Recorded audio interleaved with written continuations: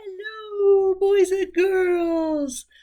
Lavittia Sprig here. I hope you're all doing fine. I'm back reading Amelia Bedelia Goes Wild.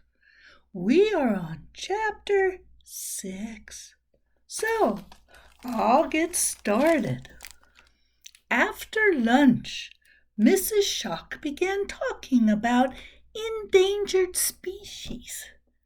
Amelia Bedelia took a big risk by peeking into her notebook at the list she had made of all of her cool animals for the zoo.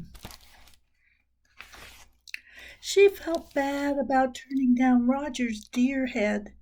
She knew that zoologists and cytologists often studied stuffed animals from long ago. Then she remembered that last year Roger had brought a beautiful lizard for show and tell. It was green with gold spots and bright blue lines around its eyelids.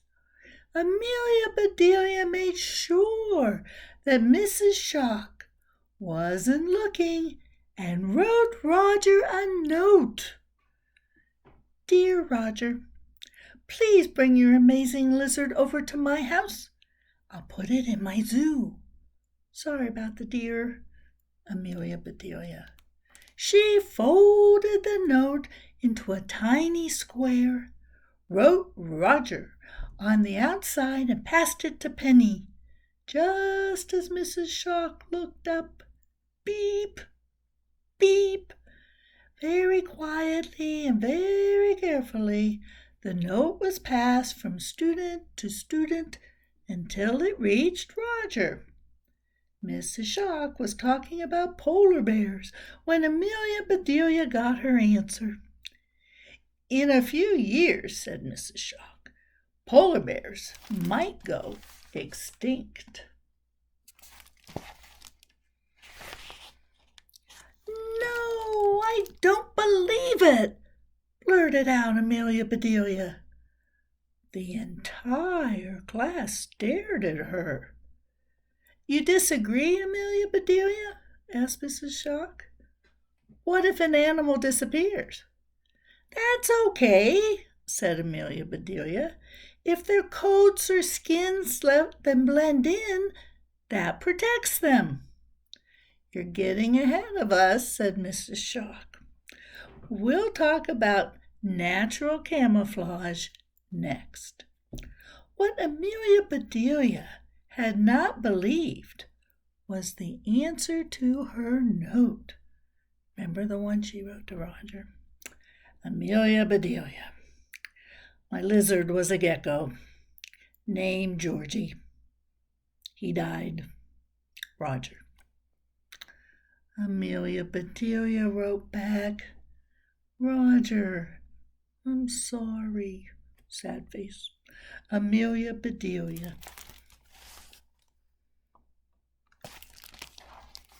When Mrs. Shock turned toward the board, Amelia Bedelia held out the note to Penny. But Penny didn't take it. Amelia Bedelia looked at her. Beep. Penny was staring straight ahead, ignoring Amelia Bedelia and the note. Beep. Amelia Bedelia had forgotten the first rule of passing a note at school. Never take your eyes off the teacher. Beep.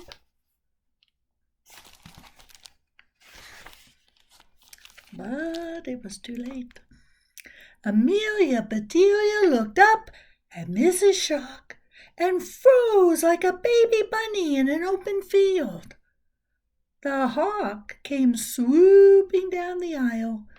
Gleaming red talons plucked the note out of Amelia Bedelia's hand. I'll take that, young lady, and I'll see you after school. Looking at the rest of the class, she added, if I hear one more beep out of anyone while I'm teaching, you will all join Amelia Bedelia. Amelia Bedelia, Mrs. Shock said at the end of the day, I am so disappointed. You're usually so considerate. You pay attention. You ask good questions. Now you're drawing plans for a zoo and passing notes. After I missed the trip to the zoo, said Amelia Bedelia, I just wanted to do something fun with my class and animals. Tears welled up in Amelia Bedelia's eyes. I see, said Mrs. Shock. How's it going? Are you making progress? Amelia Bedelia thought for a few seconds. Then she said, pretty good, but it isn't easy to make an interesting zoo, especially if you can't have the type of animals that can eat you. Mrs. Shock laughed, and Amelia Bedelia smiled back. You know, said Mrs. Shock, I have been to lots of zoos all over the world, and I've seen thousands of animals. I'd love that, said Amelia Bedelia. It's fun to see them, said Mrs. Shock, but I've always wondered what it's like to be them. That's more interesting, said Amelia Bedelia. Mrs. Shock nodded.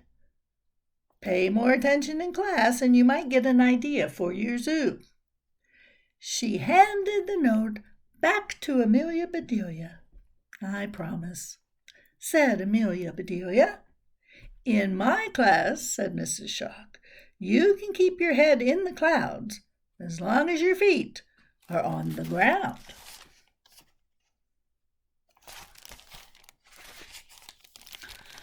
Getting in trouble and staying after school meant that Amelia Bedelia missed her bus.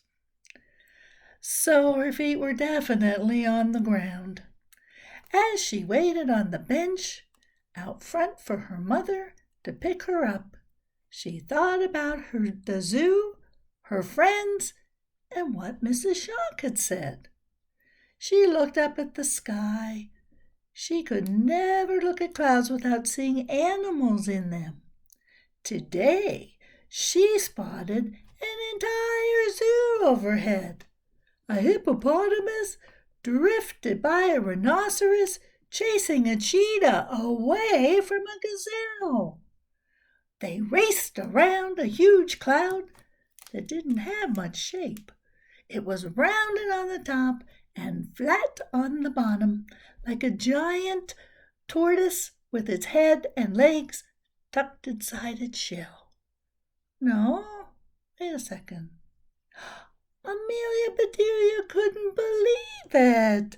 It was a pie in the sky. She pointed at it, but no one was around to share it with her. Suddenly, it changed into a lizard and scampered away. If there can be a pie in the sky, Amelia Bedelia said, then there can be a zoo in my backyard.